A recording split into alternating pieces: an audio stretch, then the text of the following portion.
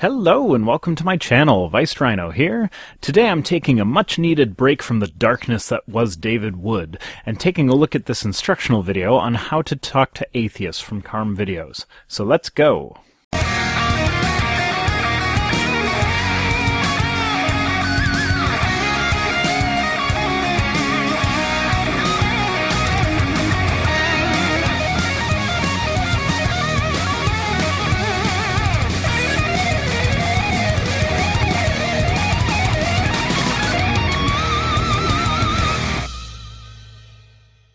Hi, my name is Matt Slick and welcome to the Karm Answer Desk. I want to discuss the issue of atheists and how they attack Christians and Christianity. This is mainly for the Christians, so if you're an atheist, you know what? Turn this off and don't listen to this because this isn't for you, okay? I'm going to trust you. Don't listen, okay? 3, turn it off, 2, 1. Okay, now that all the atheists aren't listening... You know, I'm honestly not sure if that was actually meant to get the atheists to leave, or if that was a reverse psychology tactic to get us to stick around because you think what you have to say will convert us or something. And the Christians are the only one listening to this. I'm going to give you some pointers on how to deal with some atheists, okay? Christians, listen to this. Look, we know that the atheists are constantly attacking Christianity and attacking what we have to say. You know, most of us only attack it when you try to push it on us, so it's basically an attack in self-defense. Well, I want to tell you some basic stuff that you can do to deal with them, all right? Let's say, for example, an atheist makes an assertion. I'm going to give an overly simplified one. I'm going to stop you right there. Most atheists simply question the assertions made by religion. I am not asserting that there is no God. I am simply skeptical of your assertion that there is, and have not yet seen any compelling evidence. You know, they'll say something like, there is no God. Okay, you know what? Instead of saying, oh, yes, there is, and then trying to prove it, I would say to them something like, well, how do you know that? Ask questions. If they make an assertion, have them substantiate their assertion. Well, if they are making an assertion, then they really haven't thought it out properly. This is a typical burden of proof reversal. The default position is to reject a claim until evidence for that claim is provided. Provide some evidence, then we can talk. Very simple. Have them establish what it is they're saying. They might say, yeah, there is no God, there is no evidence. Okay, great. You know what? Show me that what you're saying is true. So you're asking an atheist to show that there's no evidence for God? You do realize that you can't prove a negative, right? I mean, you probably do. Otherwise, you wouldn't have the burden of proof, so ask backwards. How do you know there is no evidence? Do you know all things? Nope, I most certainly do not. But you haven't provided any evidence, and I have no reason to believe that there is evidence. Show me some, and I will be willing to reconsider my position. Can you say the same? I say to them, I don't think you're being very logical here, and let's have a conversation about it. I would really recommend that you do that. And remember this, don't try and just simply refute whatever they say whenever they say it. I'm known for saying this great comeback when an atheist says something to me. They'll say something like, well, you know, the God of the Old Testament is really mean. And I'll say something like, so? What's the big deal about it? You don't like it? Okay, whatever. An atheist, you know, what are they going to do? Yeah, you know, that answer probably would be surprising to many of us.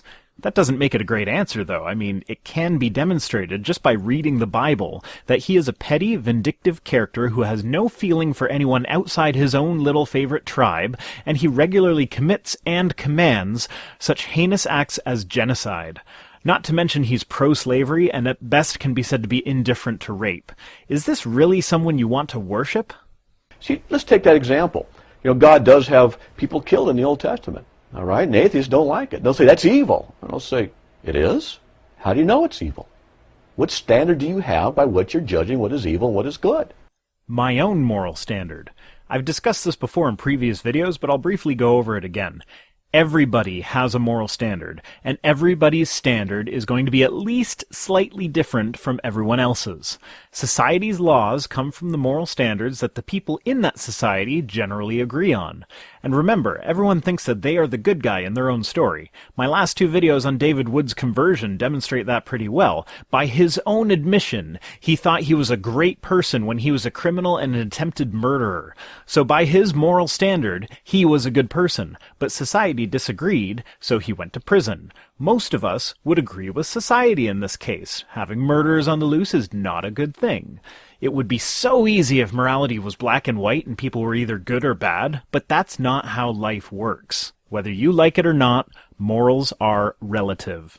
I mean, who are you? I mean, I can understand that you may not like some things, and I can certainly defend your right to have an opinion, but no offense meant, but if you just have an opinion that you don't like what God does in the Old Testament, so what?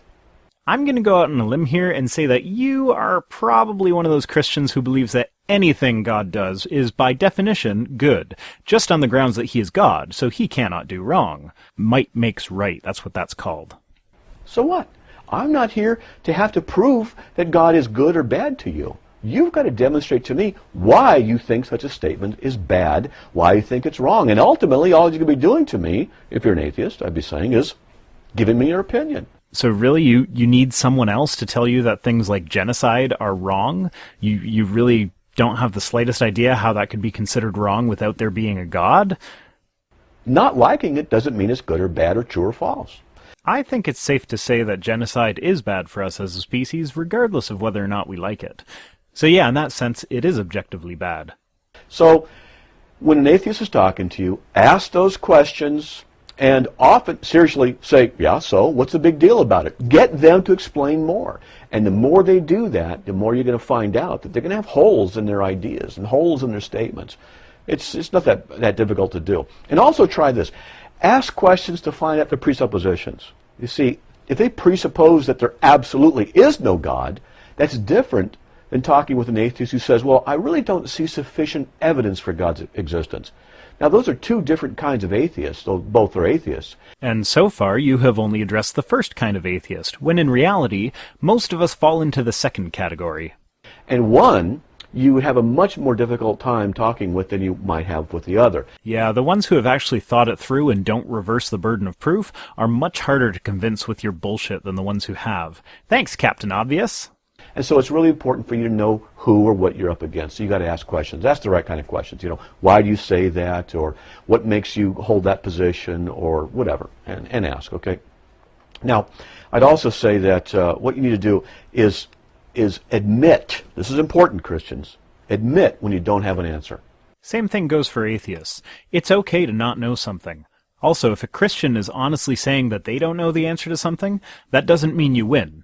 Nobody has to have all the answers, and the quest for discovering the unknown is one of life's greatest pleasures, in my opinion.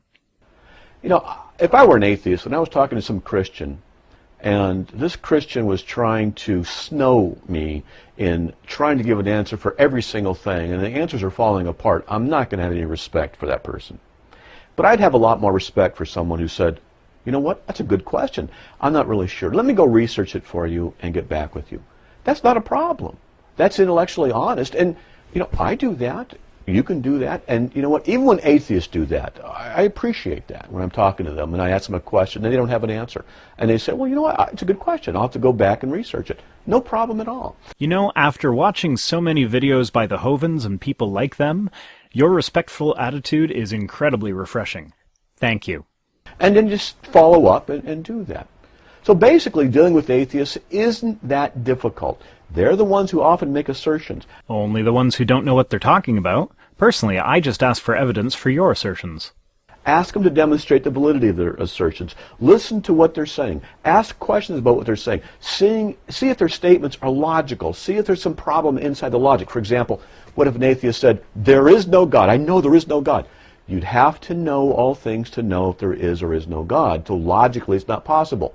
Most of the atheists that I know, if they were to say that there is no God, what they mean is that they are reasonably sure that there is no God.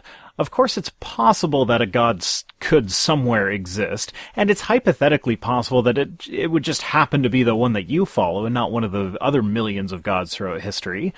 But just because something's a hypothetical possibility does not mean it's reasonable to believe it. It's also a hypothetical possibility that my cat is an alien from another planet who is set on world domination, but that doesn't make it reasonable to believe. So that's it for this guy. Remember to like, comment, and subscribe, and you can also follow me on Twitter and Minds. See you next time.